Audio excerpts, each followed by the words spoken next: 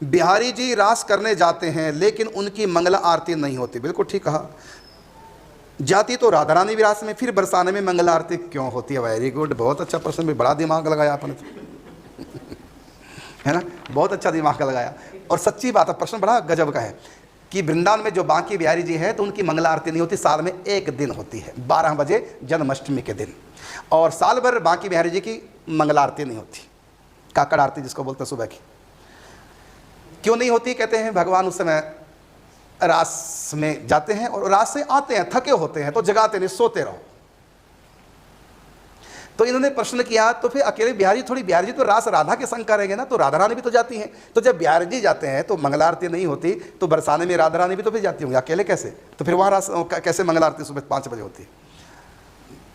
इसका उत्तर यह है, आपने बिहारी जी के साथ राधा रानी को जोड़ दिया, तो बिहारी जी के साथ राधा वल्लभ को क्यों नहीं जोड़ा आपने? बगल में ही राधा वल्लभ जी, तो राधा वल्लभ जी नहीं जाते होंगे, तो राधा वल्लभ की क्यों आरती होती है? आप बरसाने इतनी दूर हाथ क्यों मार रहे हो? वहीं बगल में जाओ ना तो जब बिहारी जी रास में जा रहे हैं तो राधा वल्लभ तो बिहारी जी आई है ना, तो वो भी तो रास में गए होंगे, तो वहां क्यों आरती हो रही है? इसका अर्थ भाई यह है, जाकी रही भावना जैसी, पूर्व मुहूर्त देखी तिन तैसी। हमने जिस विग्रह के साथ जो खेल देखे उसी के साथ लागू होंगे, दूसरों के साथ लागू नहीं होंगे। एक दो भक्त थे परम, उन दोनों के साथ उनके ठाकुर जी नाना प्रकार के खेल करते हैं। तो एक बोली पड़ोसन के पास जाके, मेरे ठाकुर तो बड़े बदमाश हैं, बहुत तंग करते हैं।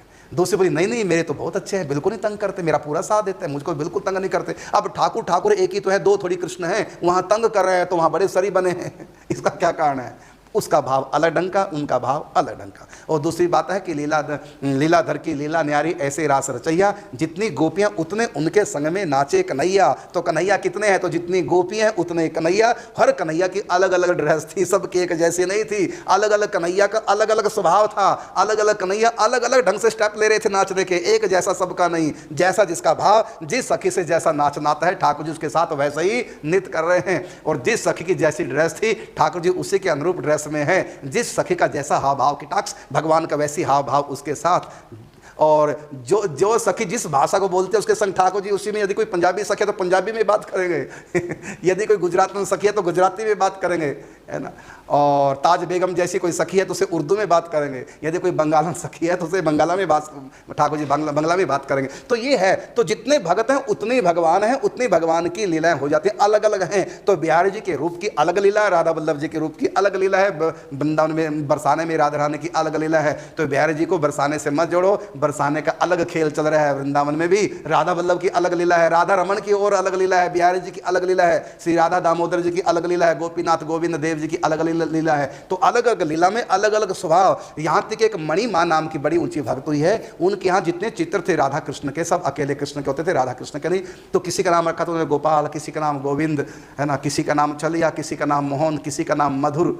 और होता क्या कि कभी मोहन आते उनके पास प्रकट होते, देखो गोविंद ने मेरा जय पोत नहीं दिया, इतने में गोविंदा क्यों रे, तूने ऐसा क्यों किया? नहीं कल इसने भी ऐसा किया था मेरे साथ। अब बताइए, सारे ही श्री कृष्ण है सारे ही श्री कृष्ण है। तो एक चित्रपट गोविंद का कोई दे गया गेंद, तो गोविंद से कहा ले रहे गोविंद गेंद, तो गोविंद को दे दी।